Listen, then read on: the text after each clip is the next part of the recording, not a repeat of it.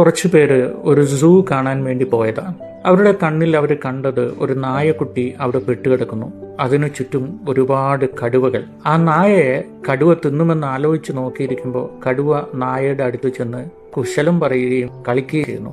അല്പം കഴിഞ്ഞപ്പോഴാണ് സൂവിലുള്ള ഒരാളോട് ഈ കാഴ്ചക്കാരി ചോദിക്കുന്നത്, എന്താണ് ഇങ്ങനെ?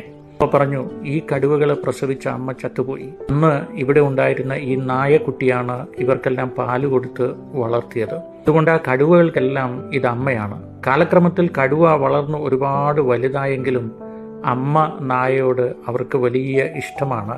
ഈ കാര്യം ശരിക്കും സംഭവിച്ചതാണ്. ഇതിൽ നിന്നും മനുഷ്യൻ ഉൾക്കൊള്ളേണ്ട ഒരു പാഠം എന്താണെന്നറിയോ? നമ്മൾ ഒരാളെ ആത്മാർത്ഥമായാണ് സ്നേഹിക്കുന്നത്, അല്ലെങ്കിൽ ഒരാളോട് സ്നേഹം പങ്കിടുന്നത് എങ്കിൽ അയാൾ എത്ര ക്രൂരനാണെങ്കിലും എത്ര ശക്തിമാനാണെങ്കിലും നിങ്ങളെ തിരിച്ചുപദ്രവിക്കില്ല, നിങ്ങളെ സ്നേഹിച്ചിരിക്കും.